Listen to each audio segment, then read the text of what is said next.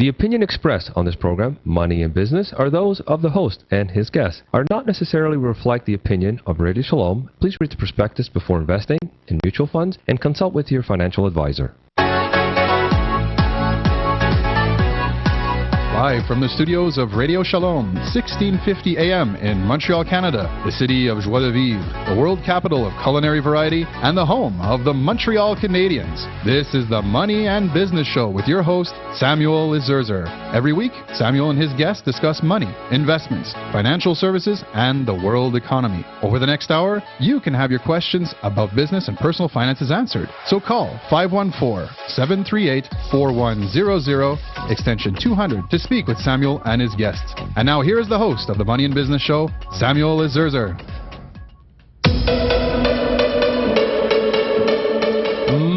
Money, and business. Marc Rich was an oil commodities trader who made his money in the 1970s and early 1980s. In the 1980s, he allegedly traded with Iran while Iran still had American hostages. In 1983, he was indicted by the United States Attorney and future New York City Mayor Rudolph Giuliani for tax fraud. For nearly 2 decades, Marc Rich has lived a double life. One was a billionaire's sumptuous world of mansions, ski villas, and high finance. The other, the uneasy life of a fugitive. Since he fled the United States in 1983, Rich has been a prime target of U.S. law enforcement, a regular fixture of the FBI's 10 most wanted list. When the President Clinton signed his name to pardon Rich on January 20th, it became one of the most controversial pardons since Gerald Ford absolved the disgraced Richard Nixon in the aftermath of Watergate. Rich fled to Switzerland. Rich ex-wife made contribution to Bill Clinton Presidential Library, and Rich made substantial contribution to the Israeli charities. Was it goodwill or bribery? The book author described him, Marc Rich, the man who the United States Justice Department privately called the most corrupt corporate executive in America. Today, live from Switzerland, is Daniel Aman, the author of The King of Oil, with us to talk to you about the secret lives of Marc Rich. The King of Oil documents how meticulously Rich pardon was planned and how the normal procedures were bypassed deliberately, and the connection between Iran's secret pipeline to Israel. Today, our topic of discussion is from penniless Holocaust survivor to the most powerful and most controversial trader of the 20th century, the story of Marc Rich. My name is Samuel Izerzer here. Thank you for listening to the Money and Business Show on CJRS 1650 AM in Montreal, the city of Joie de Vivre, the city of the Montreal Canadiens. If you have any questions, please give us a call, 514-738-4100, extension 200, or email me at jewishbusiness1@gmail.com. Again, I'll repeat it. It's jewishbusiness1@gmail.com. Today in our studios today is Morris Cousino from National Bank Financial. How are you? I'm doing well, Sam. How are you doing? Didn't you go away a little bit where did you go away? I went to Jamaica. It starts with J-A, but it's not Japan, Jamaica. I know, I had Japan in my head, what's going on back there, you know? Who doesn't, huh? Yeah, terrible thing that's happening down there. But so how was your vacation? My vacation was great. I had lovely weather the whole week. Yeah. Rained 10 minutes once, 15 minutes another time, and I hear you guys had a rough week in Montreal here last week. Lots of snow and lots of snow, but you were basking under the sun, weren't you? Usually it's the other way around. I go away, Montreal gets nice weather, and I get bad weather. This time I trumped them. Is that right? By the way, we just got in over here earthquake shakes Quebec, Ontario. I think the quake struck around today at 1:36 p.m. I think there was a minor earthquake here has been reported in western Quebec with tremors extending from the greater Montreal region to Ottawa. I think the Natural Resource Canada confirmed the quake's epicenter was in Hawkesbury, Ontario. Its magnitude was initially reported at about 4.3, thank God, though the United States Geological Survey later measured it only about 3.7. The Canadian agency initially reported quake was centered in Lachute, Quebec. Did you hear about that? It's about 80 kilometers away from northwest of Montreal. I didn't hear about it or feel it, but someone just texted me about 5 minutes ago that they had felt it. So it was probably a mild tremor in Montreal. So if anyone felt anything at 1:36, one person said their cat was acting as if it saw a ghost. Is that right? Wow. Yeah. I'm sure people were sitting in their couches back in Lachute there. I'm sure they were like, hey, what's happening here? Maybe it's a big truck going through, right? That's what people usually think. And animals feel them before we do, so... I know. Well, thank God nothing's happening out there. Maybe these are the aftershocks of what's happening in Japan, probably, you know? Who knows? I wasn't well placed to feel it. I was up in Place Ville Marie, very high, and big buildings are the last place you can feel earthquakes in, so... Well, as long as this is not the big one that's going to come out here at Mont Royal, anyways. They're in the news. It's shaking all over the place these days, eh? So well, it's pray for the best. Well, it's good that you're back here, by the way. So could you introduce our next guest there? Our guest is Mr. Daniel Aman, author of the Oil King, The Secret Lives of Marc Rich. He's an award-winning journalist with more than 20 years' experience in newspapers, radio, and television.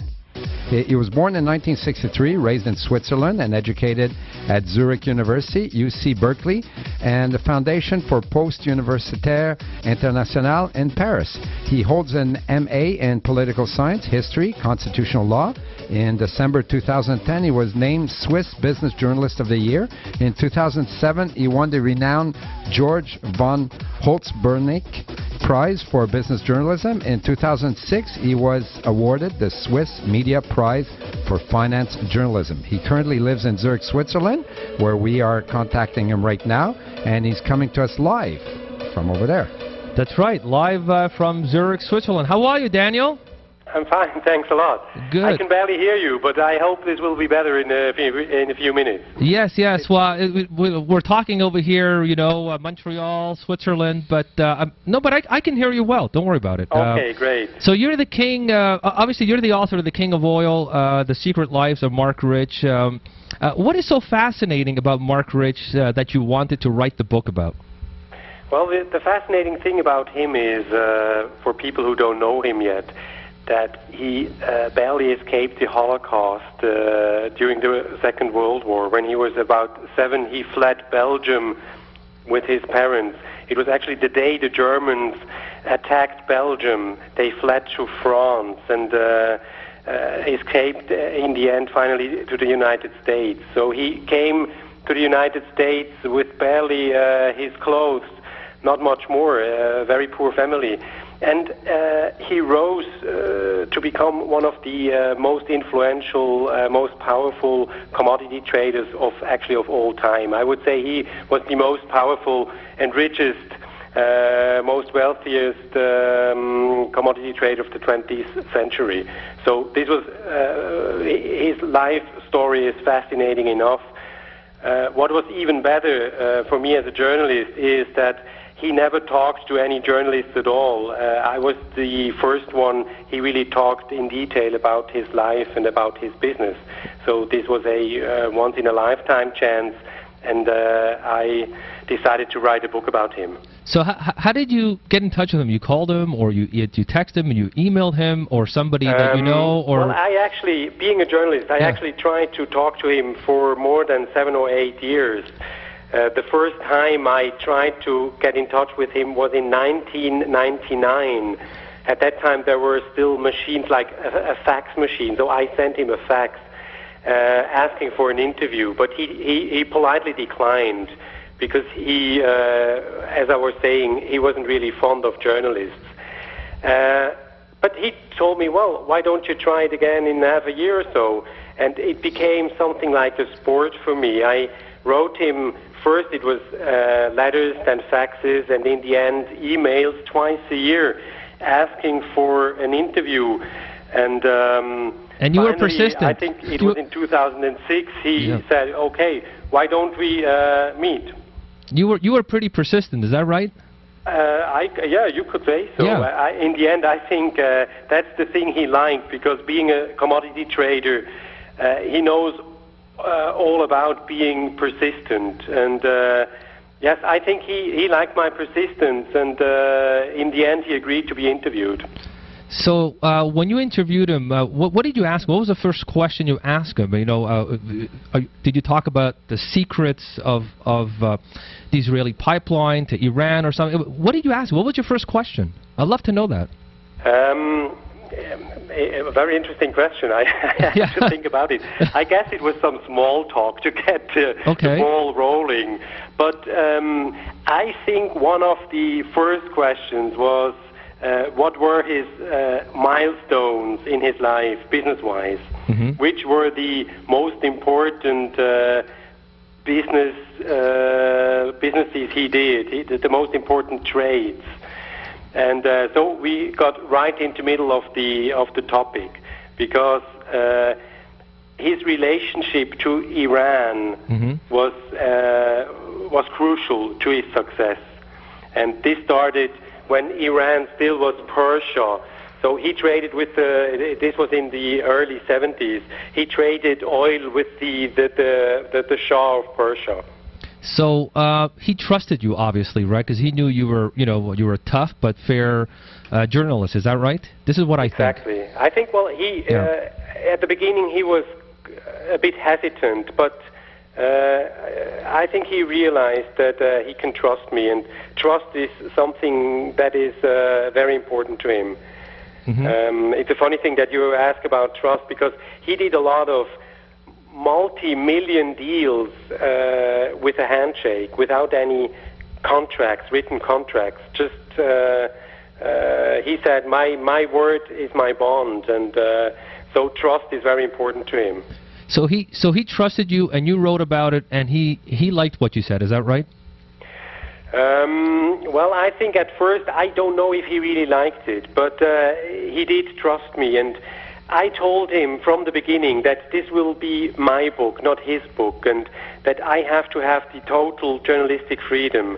I granted him the right to read the manuscript, but we agreed that he was not in the position to change anything in the manuscript, but that he would be able to read it, and if I had made a factual mistake, I would be prepared to correct it. But in the end, he really stuck to his word, and he didn't want any changes at all. Fantastic. Daniel, we have Daniel Aman, the author of The King of Oil, The Secret Lives of Marc Rich, is an award-winning journalist with more than 20 years' experience in the newspaper, radio, television, coming to us live from Zurich, Switzerland. We'll be right back, Daniel, in 2 minutes, okay? Thank you. Okay. We're back with Samuel Azerzer on the Money and Business Show, live on Radio Shalom, 1650 AM in Montreal. You have questions about your personal finances? You need advice in making sound financial decisions? Samuel and his guests are ready to take your call at 514-738-4100, extension 200. And now, back to the Money and Business Show. Maurice Cousineau from National Bank Financial, back with you here. Our special guest today is Daniel Aman, who is the author of The Oil King, The Secret Lives of Marc Rich. He's an award-winning journalist with more than 20 years' experience in newspapers, radio, and television, coming to us live from Switzerland. At 4:30, we will have Mr. Deepak Horay, who's Parliamentary Secretary to the Minister of Foreign Affairs. He's MP for Calgary in the Conservative Party. And Sam, did I mention, or you know that we're on Mondays at 7 now also? Yeah, I know that. They put us at 7 o'clock, just in case you missed the show here from 4 o'clock. We're on at 7 o'clock. We play Mondays, so it gives people a chance to catch us either driving home or right after, or while having supper. So. Exactly. So if you are listening at 7 o'clock, this is a pre-recorded, so please do not call it. Just one quick thing to put things in perspective. That little earthquake we felt here today, that's right. Ever since they had the big one in Japan, they have 34 to 40 earthquakes like that every day. That's unbelievable. And most people on the West Coast sleep through these things, so, it might be an earthquake for us, but it's a mild tremor for anybody else. I say, God forbid, I just hope we're all prepared for this, and it'll never happen in 1,000 years. Daniel, how you doing, Daniel? Thanks for being on the Money and Business Show. I know you're coming us live from Zurich, Switzerland, and it's pretty late, right? Oui, c'est ça. C'est Maintenant, c'est 9 heures pour toutes et tous qui parlent français. Ah, so it's 9 o'clock. It's 9 p.m. At my town. Vous parlez très bien le français, right? Oui, c'est pas ma langue maternelle. Moi, je parle allemand, mais parce qu'il y a une partie en Suisse qui parle français, c'est clair que je parle français aussi. Ben, bonne nuit à tout le Because monde. there is a French-speaking part in Switzerland, of course, we all Yes. try to speak the different languages, the various languages we have in the country. C'est bien. Ici, on essaie de faire la même chose, mais ça ne fonctionne pas toujours. I remind you, C'est Morris. la même chose ici. This is an English show. What made Marc Rich so successful? Say Daniel. it again, I didn't hear you, I'm sorry. Oh, okay. What made him so successful in the oil? Because you wrote he's the king of oil. He's the king of oil, Right. and he was dubbed the king of oil because he actually, in a way, you could say he invented the independent oil trade. We have to go back in history a bit, but in the up to the 1960s, the global oil trade was dominated by a handful of large oil companies. They were called the Seven Sisters because it were seven major oil companies, and they controlled the oil trade from the source, from the well up to the pump where the gasoline was sold. So they had, in a way, they had a cartel, and they dealt about 95% of all the oil. And this was up to the late 60s, beginning of 1970s. And at that time, Marc Rich showed up as a commodity trader, and he realized that the system was changing, that the oil-producing countries want to get more money out of their resources, more money than they got by the oil companies who had very long-time contracts with the countries. So Marc Rich saw the chance to create a new niche, and he started to buy directly from the producers and sell the oil directly to the consumers, something which was not really done before. And he, in a way, broke the cartel of the big oil companies, and he made a fortune out of it. Who did he buy the oil from? Who did he buy the oil from? Was it the Shah of Iran? In the beginning, it was, as I was saying before, in Yes. the beginning it was Persia, which became Iran after the revolution of 1979. Okay. He had a very lucrative contract with the Shah of Persia. And the Shah was very interested in selling more oil, not only to the Seven Sisters, the oil majors, but also to independent oil traders such as Marc Rich, because the Shah wanted to become a regional power, wanted to make Persia a regional power, and wanted to get more money out of the oil. Like Saudi So he Arabia? sold. Like Saudi Arabia? Is that Not it? at that time, no. It was it was rather the at that time Iran was not one of the biggest oil-producing countries, but it fastly became one. No, it was Iran. It was Nigeria, the African country, West African country, who just developed their oil trade, and it was a South American country. So No, but basically, Okay. Iran was the most important supplier of oil to Marc Rich. So, what were your biggest impressions of Marc Rich as a trader and a businessman when you interviewed him? Well, what was really interesting to see is that he has politics doesn't play a role in his businesses. He doesn't care about politics. He did business with everybody. He, as I was telling you, he fled Nazi Germany, not Nazi Europe, but still, he afterwards, in the 60s and 70s, he did business with the fascist regime of Spain, or he did business with Fidel Castro's Cuba, as well as with the Nicaraguan Sandinistas, but also with apartheid South Africa. He did business with the Shah of Persia, and afterwards with the Islamist fundamentalists of Ayatollah Khomeini in Iran. So you could say, be it capitalists or communists, Democrats or dictators, he did business with all of them. And I asked him once, how do you do that? How is it possible to do business with like dictators and very nasty regimes like Ayatollah Khomeini's regime? Mm-hmm. And he told me that you can't run a trading empire, a trading company based on sympathies. So, to cut a long story short, he did business with everybody. So he did business with third world countries. That's how he broke, the big oil companies. Is that what happened? Absolutely. He realized that the developing countries such as Nigeria, Angola, but also Iran, that they thought they didn't get a fair share out of their resources. They were bound by very long-term contracts with the major oil companies. And Marc Rich was, in a way, generous because he paid higher prices for their oil, higher prices than the Seven Sisters would be paying. But because he knew that it was still a very lucrative, very profitable business, even if he paid better prices than the other ones, he became a billionaire. So countries like Iran and the Soviet Union, who publicly denounced apartheid, they were really selling their oil to Marc Rich, and they knew they were selling the oil to South Africa. Absolutely. That was one of the most interesting things to see, and I didn't know it, that officially countries like the Soviet Union, Saudi Arabia, they told the public, the international public, we don't sell a drop of oil to South Africa, or we don't sell a drop of oil to Israel on the other side.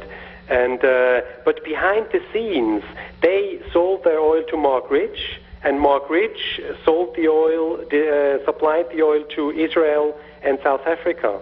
This was really interesting to see that, in a way, it's a hypocrisy that for the public, these countries denounced apartheid, but they were more than happy to do business indirectly via Marc Rich with Israel as well as South Africa. So Marc Rich discloses in your book that he was able to get his foot in the door of the global oil trade mainly thanks to the secret Iranian-Israeli oil pipeline.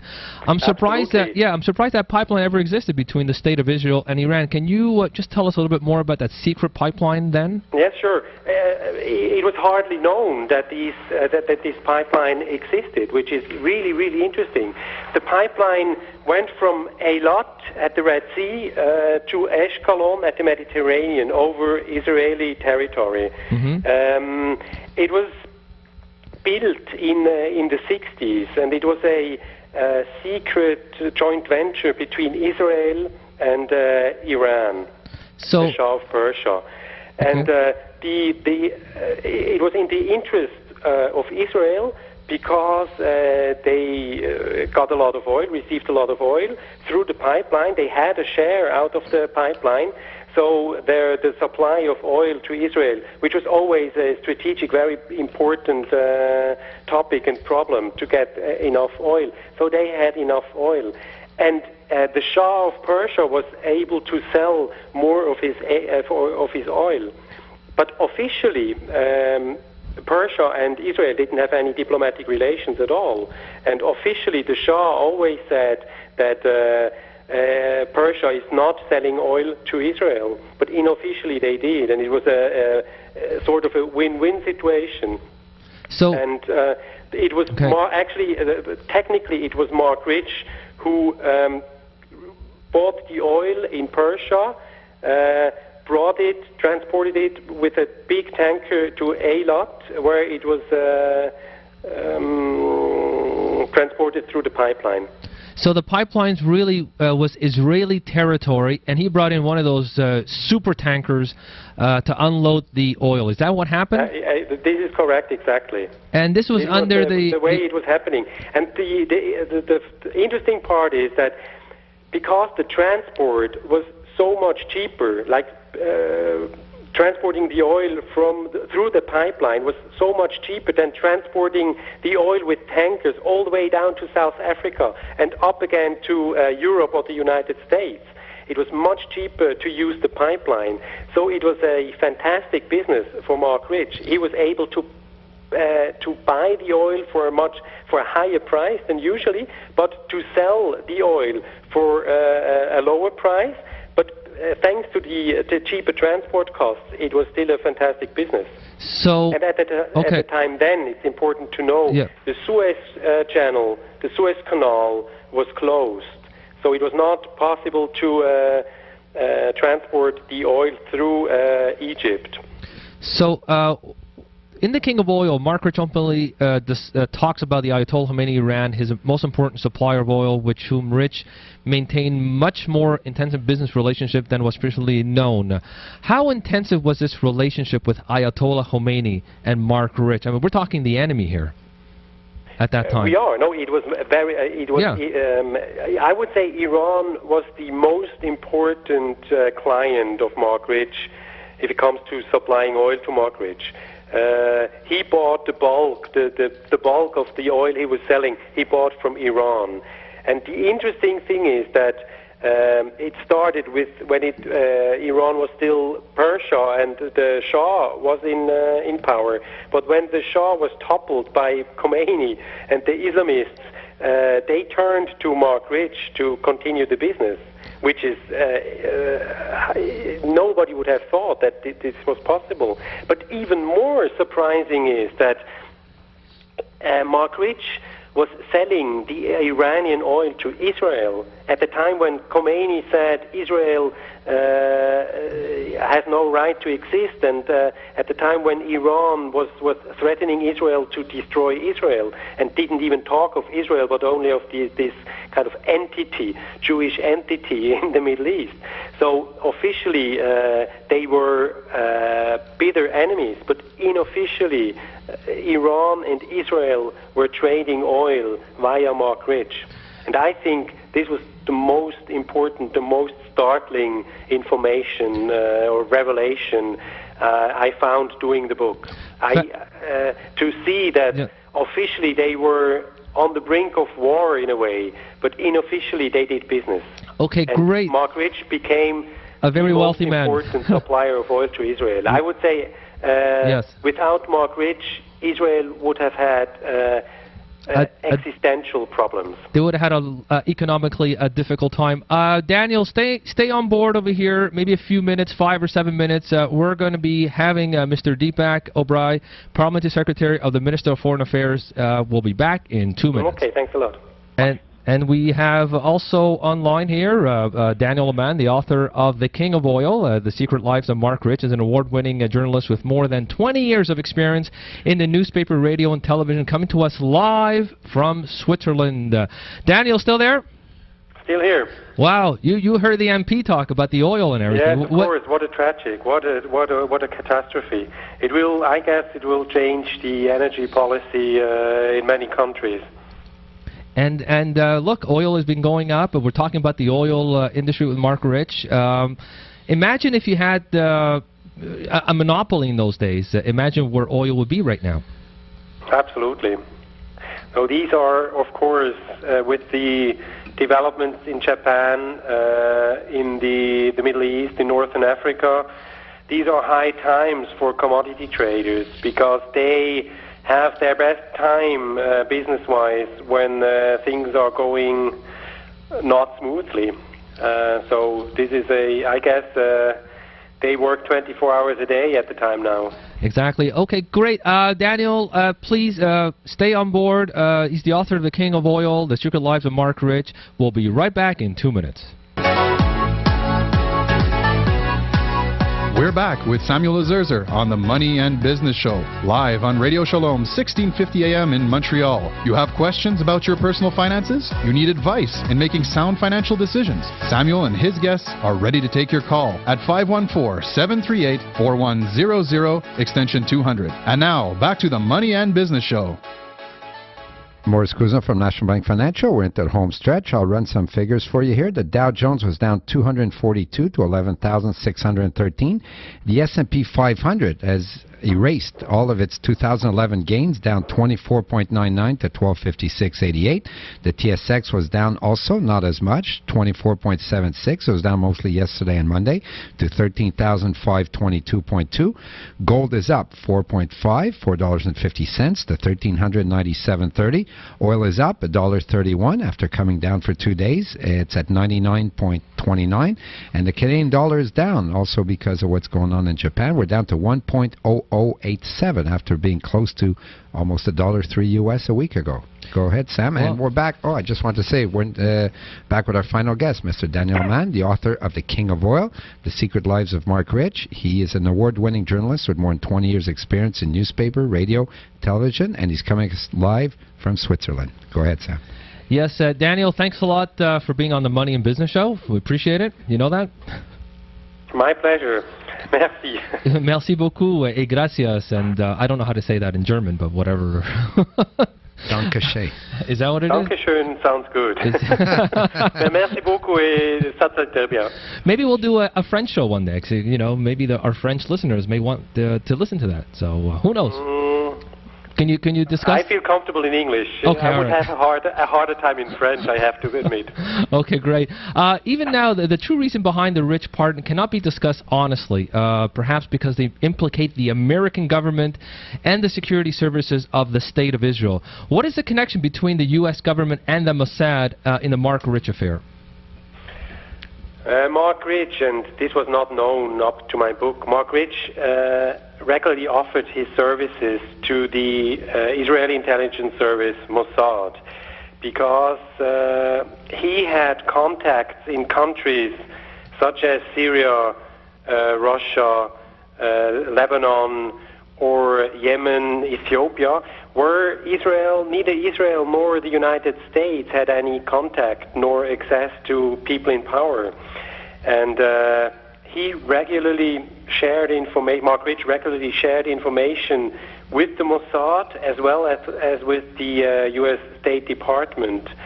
And because Marc Rich was so crucial to Israel's survival in supplying Israel with oil, he was personally acquainted with practically all Israeli prime ministers from Menachem Begin to Ehud Barak.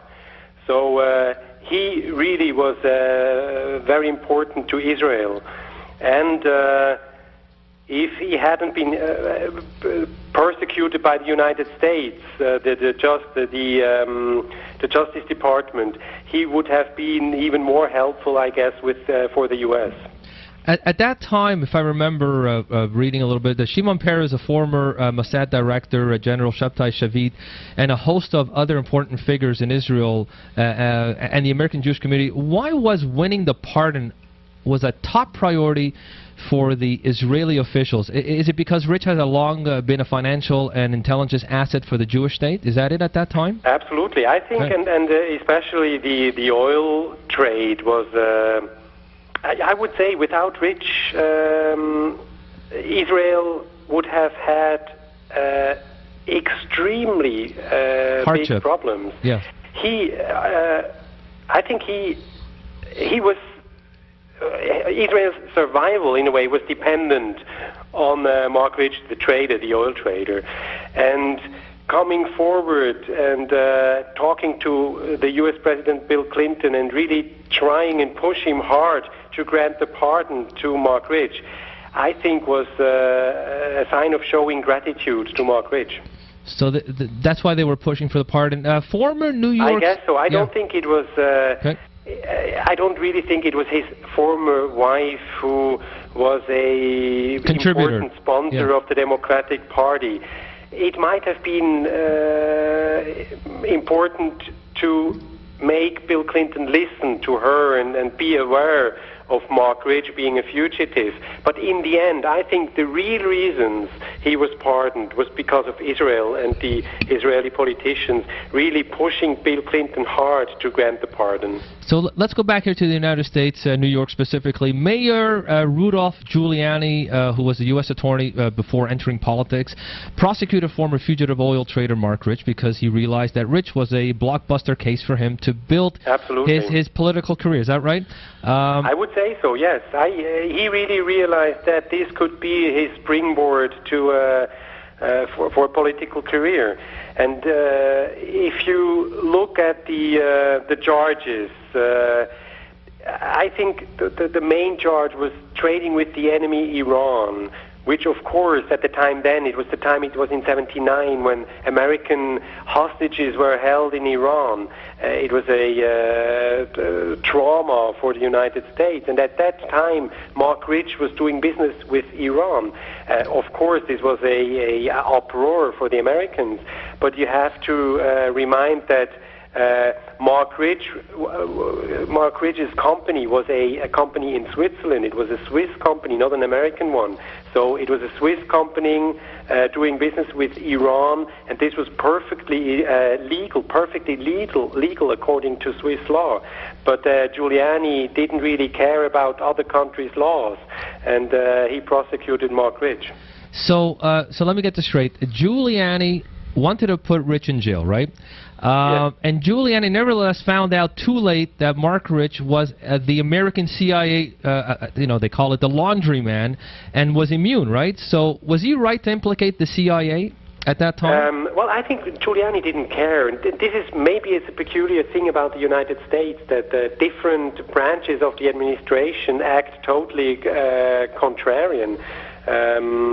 So the Justice Department was chasing Marc Rich all over the world. They sent 2 U.S. Marshals to Switzerland to kidnap him in Switzerland, to illegally kidnap him in a friendly country. This is of course from a Swiss perspective outrageous. And at the same time, the State Department was relying on information they received from Marc Rich. So, well, sometimes the Americans are difficult to understand, but U.S. Canadians, I guess, know what I'm talking about. Oh, 100%, even though we support the United States. Well, I'm a supporter of the United States, but I do understand there's also secret meetings, and we don't really know what really is going on out there. Glencore, the former Marc Rich company, has a reputation for secrecy. Why is this? Of course, it was the Marc Rich company who had this reputation for secrecy. It is because Marc Rich did business with countries that officially didn't have any relations at all, as I was explaining before, Iran and Israel, or Iran and South Africa, or Cuba and some European countries. And if you do that in the limelight publicly, you never do these kind of businesses. It would not be possible because it's not in the interest neither of the buyer nor of the seller. So if you manage, or if you succeed in bringing like Islamic Iran and Israel together to do business, this has to be in total secrecy. So that's why he actually told me that secrecy was one of the most important factors of his success. He was a great oil man, but he got into the zinc business in 1992. What happened there? This was in a time when he was not in a good shape at all. The United States government was, as I was explaining, hunting him all over the world. His marriage was falling apart at the time then, and his company tried to corner the zinc market, which means that the company was secretly trying to buy all the zinc available to push the prices, and to sell them later on to a higher price.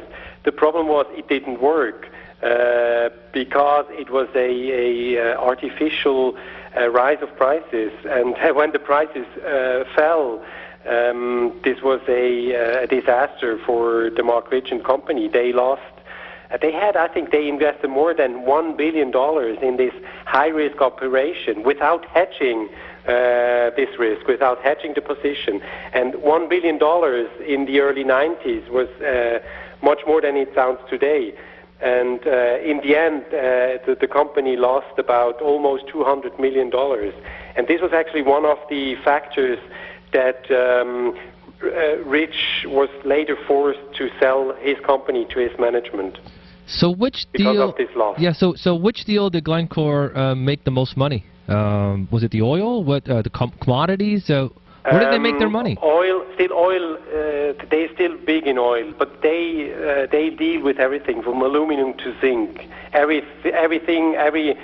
material you find in the earth crust, they selling and buying. But the biggest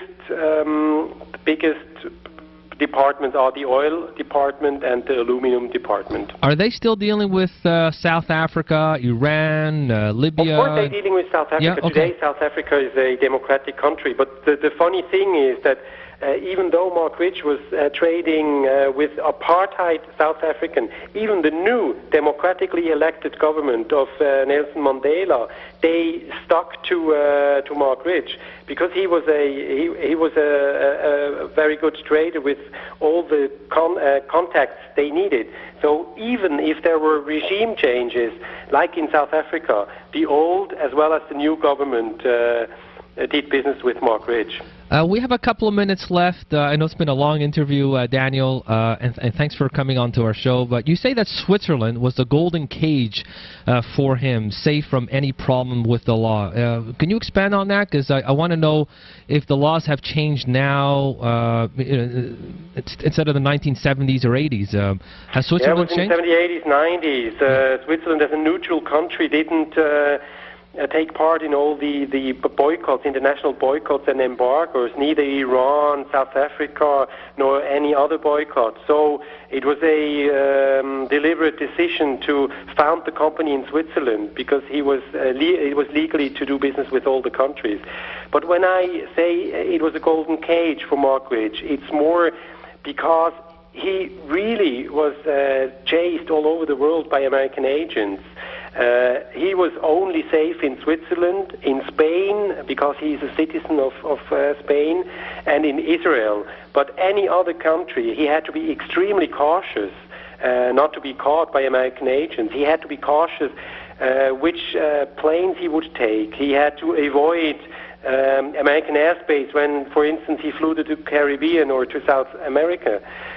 So he only really felt safe in Switzerland and Israel and Spain. Daniel, that's why I say it was in a sort of a golden cage. Daniel, in about 5 seconds, where is he right now? Where's Marc Rich right now in 5 seconds before we go? He still lives in Switzerland. He's still going to business every morning. He will never stop, I think, stop trading until he dies. And if he's in a really good shape, he goes skiing. Well, thank you for that note. Daniel Aman, the author of The King of Oil, The Secret Lives of Marc Rich, is an award-winning journalist with more than 20 years' experience in newspaper, radio, and television, coming to us live from Switzerland. Thank you very much, Daniel. Thank you, Sam. Merci beaucoup à tous. Et merci beaucoup. And I want to thank Maurice Cousino. Thank you for coming to our show. Thank you, Sam. Again, it was a very interesting show today. It was lots of fun. Two guests. And I also want to thank Mr. Deepak Oberoi, Parliamentary Secretary to the Minister of Foreign Affairs, MP for Calgary East. If you listen to us, thank you very much for being on our show and talking about Japan and Libya. My name is Samuel Izerzer here for the Money and Business Show. I want to just tell everybody thank you very much for listening, and happy capitalism, and God bless you. Are those of the host and his guests, are not necessarily reflect the opinion of Radio Shalom. Please read the prospectus before investing in mutual funds and consult with your financial advisor. Shalom AM, money and business. Simon Zerza, let's get 'em. Oh, it won't be long before that money hits you. You reach a certain point where that money is an issue. Tax cut, inflation, learn about investment. Shoot another perfect show that can help them. Shalom AM, I'll be tuning in live. Simon Zerza, got the advice for you and I. Kick your feet up, listen to the speaker. Got questions, no sweat, take that number. It's real easy, it's 514-738-4100. Get connected, hit that that extension, it's 200. Money in business. That's what I'm talking about. Money, money. Money in business.